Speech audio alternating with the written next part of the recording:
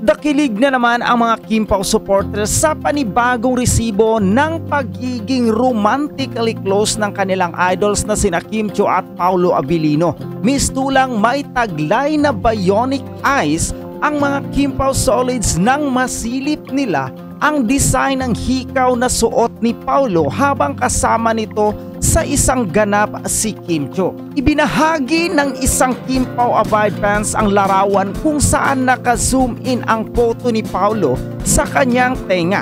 Ito ay para ipakita na ang suot ni Paolo ay ang inisyal na pangalan ni Kim na letter K.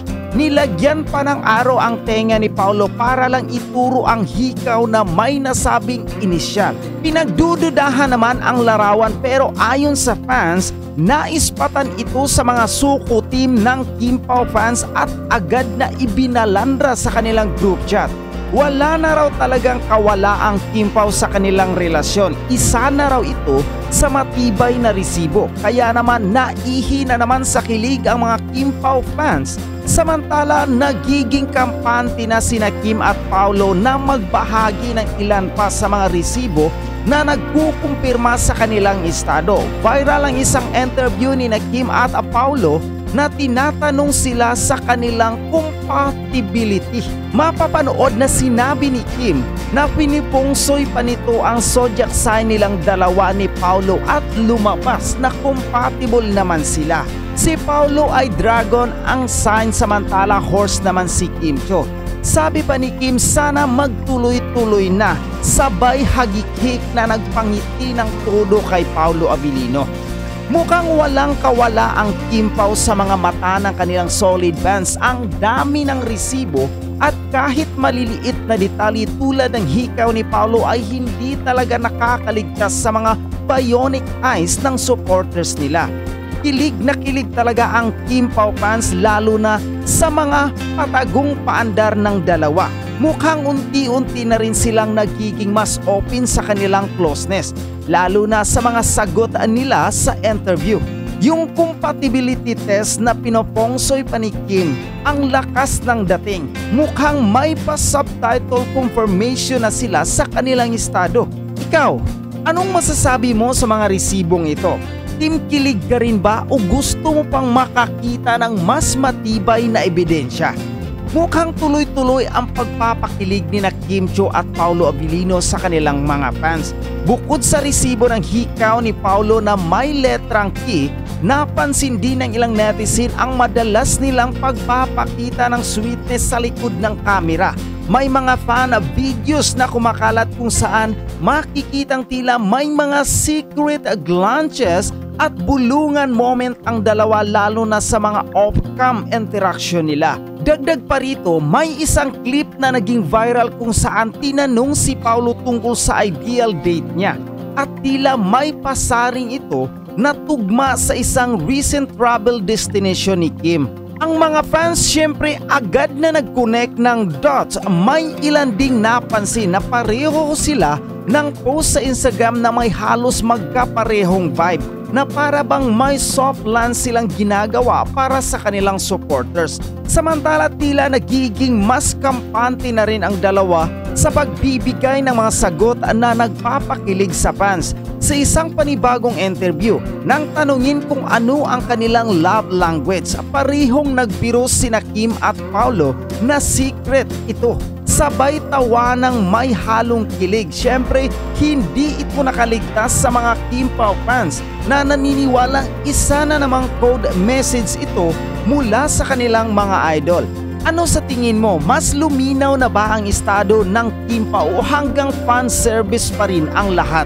Mukhang hindi talaga patitinag ang mga Kim Pao fans sa paghahanap ng resibo. Mula sa hikaw ni Paolo na may letrang K hanggang sa mga patagong kilig moments nila. Halatang hindi basta-basta nakakalusot ang mga detalye sa matatalas na mata ng kanilang mga supporters. Nakakatuwa kung paano binibigyang kahulugan ng fans ang bawat galaw nila. Parang may sariling detective squad ang Kim Pao fans. Pero kung titingnan, tila nagiging mas kampante na rin sina Kim at Paolo sa kanilang closeness. Pero kung titingnan, tila nagiging mas kampante na rin sina Kim at Paulo sa kanilang closeness. Hindi na lang sila simpleng love team chemistry sa on-screen, kundi may mga sagot at kilos na parang may something more. Yung compatibility test na pinopongsoy pa ni Kim, mukhang hindi lang biro yun kasi kung walang spark, bakit niya pa aalamin? Plus, yung mga soft lines na parehas nilang Instagram post, may pattern talaga. Ang tanong ngayon, fan service lang ba talaga ito o unti-unti na nilang ibinubunyag ang tunay nilang estado? Mukhang matagal-tagal pa bago sila magbigay ng malinaw na sagot, pero habang wala pang kumpirmasyon, mukhang hindi rin titigil ang mga fans sa pag-spot ng kilig close. Let's have some quick good vibes Kim Pao update ulit mga chika. At simulan nga natin yan sa booking ang nangyari ngayong araw sa It's Showtime. So tama narinig nyo mga kachika. Kasi sa episode nila kanina, si Kimi na naman yung nabunot nilang lahat. And eto si Kimi naman mga kachika, as usual, walang kawala. Okay, so ang nangyari kasi kanina mga kachika, no? Si Kimi kasi nagpo-promote siya, di ba? Everyday pinopromote niya yung kanilang movie ni Paolo Abilino, which is My Love Will Make You Disappear. Ini-invite niya kanina yung madlang people, yung mga Kim Pao fans na syempre puntahan at panoorin yung magiging performance silang dalawa ni Paolo darating na Sabado. That is March 1 sa SM Dasmariñas mga kachika. Pero kanina, no, si Kimi sinabi niya panoorin daw sila bukas. So di ba mga chika, bukas is February 28 pa lang. So mga chika, akala ni Kimi March 1 na bukas. Kaya kanina na-realize niyang mali mga kachika yung sinabi niya. Tawa siya ng tawa. Tapos inasar na nga siya nung kanyang mga fellow It's Showtime host. Particularly si Bong Navarro tsaka si Jong Hilario. So chika, sabi kanina sa kanya ni Bong Navarro, sabi ka Kimi, gustong-gusto mo na kaagad mang March 1. Siguro excited na excited ka na kaagad makita si Paolo. So chika, tawa ng tawa si Kimi kasi wala siyang kawala dyan eh. Diba? Nagkamali siya. Diba? February 28 pa lang bukas. Akala niya bukas na kaagad yung performance nila, which is supposed to be sa March 1 pa naman talaga. Siyempre machika, hindi magpapatalo dyan si Jong. Kaya machika, direkta niyang tinanong si Kimi, bakit? Magkikita ba kayo bukas? So tinutukoy niya kung magkikita or magdi-date daw ba bukas si Kimi tsaka si Paolo. So machika, si Kimi hindi na naman siya nakadenay dyan. Po siyempre machika, ginatungan pa yan ng ibang mga It's Showtime host. Sinabihan siya na nadulas ka kasi, no? Tapos si Ryan Bang naman sinabi na, bakit magji-gym ba kayo bukas? Yung mga ganun tanungan. Ngayon kung hindi nyo napanood dyan mga kachika, panoorin nyo to. Appear po kami bukas. Diyan po kami sa SM Dasmariñas. At sa linggo naman bukas. Friday pa lang bukas. Friday pa lang. Sabado. Excited ka, Kim. Excited na si Beso. Sabado yun. Halata na. Sabado pa pala eh. Sabado yung March 1. Mag-isili na, sana March 1 na. Sandali lang. Magkikita ba kayo bukas? Nadulas ka. Machika, yan nga yung nangyari kanina. So I have this strong gut feel na tama si Jong tsaka si Bong eh. Pwede kasi na talagang excited lang si Kimi na makita si Paolo. Kasi di ba ang tagal na nung huli nilang kita eh. I think that was last Sunday pa, di ba? Nung sila ay nag-perform, dumalaw sa Malolos, Bulacan, di ba? So machika, pwede rin na tama si Jong nung sinabi niya na bukas siguro magkikita ulit si Kimi tsaka si Paolo. Kaya inaabangan ko rin yan machika. Posible kasi mga kachika na maispatan ulit tomorrow morning, di ba, na nagja-jogging or nagji-gym ulit si Kimi tsaka si Paolo. Kasi mga kachika, nadula si Kim kanina eh. So, syempre kung nanggaling mismo sa bibig ni Kimi yan, may posibilidad, di ba, na mangyari yan. Kaya kanina, napaisip ako nung nagkamali dyan si Kimi. Kumbaga, siguro habang nag-host siya, di ba, sa It's Showtime, habang nagsasalita siya, nagpo-promote siya nung movie nila, malamang sa malamang nasa isip niya si Paolo eh. Kaya siya nagkamali sa petsa. Tapos nung na-realize niya, di ba, herself, na mali yung sinasabi niya, mga kachika, tawa siya ng tawa. Kaya naisip ka agad, di ba, nung mga kasamahan niya doon, na iniisip ni Kimi that time yung kanyang Prince Charming na si Paulo. So mga chika, no, another update din tayo. This is a good news, okay? So rated PG, rated parental guidance lang. Movie review ng MTRCB sa first ever movie ng Kim Pao na may Love Will Make You Disappear. So tama narinig niyo mga kachika, it means na lahat pwedeng manood kahit bata. Okay, so mga kachika, good news to kasi may isasama natin yung ating mga chikiting. Sakali man na maisipan natin silang isama na panoorin itong pelikulang ito. Actually, medyo nagulat nga ako dyan mga kachika kasi di ba may binitawan si Kimi sa trailer, di ba, yung word na S. O ang akala ko hindi siya pwede sa mga bata, okay? Hindi siya pwede sa general audience. Pero dahil MTRCB9 nagsabi niyan, rated PG, okay? Basta may kasamang mga magulang or mas matatanda yung mga bata, pwede silang manood ng My Love Will Make You Disappear. So, di ba, good news yan mga kachika.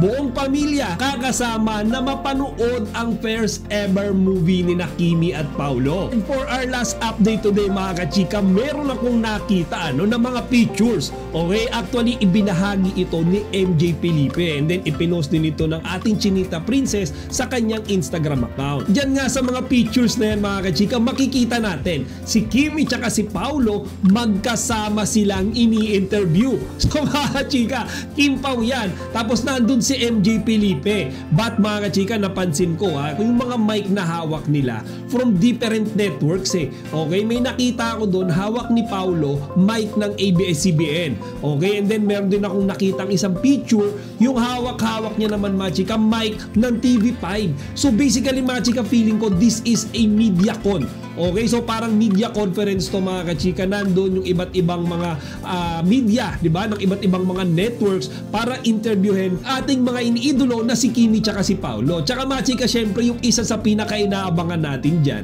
basta nandyan si MJ Felipe, panigurado merong kilig yan. Di ba, kilala naman natin yan mga chika, straight to the point magtanong si MJ. Di ba, wala nang paligoy-ligoy, talagang didirektahin yan kung ano nga ba yung estado ng relasyon ngayon ni Kimi tsaka ni Paulo. So kung hindi man yan yung itanong niya mga kachika, merong mga tanong yan na paniguradong mahihirapan sagutin ang Kim Pao. Diba? Meron nga siyang itinweet before, I think that was last week or 2 weeks ago, na meron nga daw siyang tinanong, diba, kay Kimi tsaka kay Paulo sa isang interview kung saan hirap na hirap silang sumagot. So huge chances are mga kachika, diyan nangyari yung tanungan na yon. Diba? Pagka gut feel ko lang yan, feeling ko diyan sa media conference or diyan sa interview na yan, ibinato, di ba, yung ni MJ Felipe yung tanong na yan. So napapaisip nga ako until now, anong tanong kaya mga chika, yung hirap na hirap sagutin ni Kimi tsaka ni Paulo. Unfortunately lang mga kachika, walang ibinigay si MJ Felipe nor si Kimi na iba pang detalye tungkol sa pictures na yan. Okay, ang sinabi lang nila doon ay abangan daw natin. Hindi ko lang din masabi mga chika kung kailan nila ginawa yan kung kailan nila tinik yan. Yari ba yan before the official movie poster release or before the official trailer release? So mga chika, hindi nila sinabi yan, pero isa lang ang masisigurado natin, aabangan natin lahat yan. Before we completely end this video mga chika, singit ko lang din sa mga nakatira dyan sa bandang LA, okay, sa US, mga chika, sa March 8, okay, bibisita dyan si Kimi tsaka si Paulo. Actually, yung event na yan, mga chika, ay pinamagatang konsyerto para sa mga Pilipino. So, yung mga nandyan, mga kachika, ay yung mga awardees, okay, mga tumanggap ng award noong nakaraang MMFF. Pero, mga chika, for some reason, ay isinama nila dito ang Kim Pao. Siguro para makapag-promote na rin, di ba, sa Amerika. Kaya, mga chika, good news yan doon sa mga Kim Pao fans, di ba, mga fellow na tagahanga natin dyan banda sa lugar na yan, sa Lyric Theater po sa LA, nandyan ang Kim Pao March 8. Actually ako mga chika, personally nagulat ako kasi yung March 8 na yan, blanco pa yan sa movie tour agenda ng Kim Pao. So wala pang nakalagay dyan sa simula, pero mga chika, bigla nga nilang in-announce na yung March 8, Sabado, ay makakasama or makakapunta si Kimi tsaka si Paulo sa Los Angeles. So mga chika, out of the country trip ulit yan at isa yan sa mga inaabangan natin palagi, di ba, ng mga happenings nilang dalawa kasi pagka out of the country, madalas yan na mamasyal sila ng magkasama.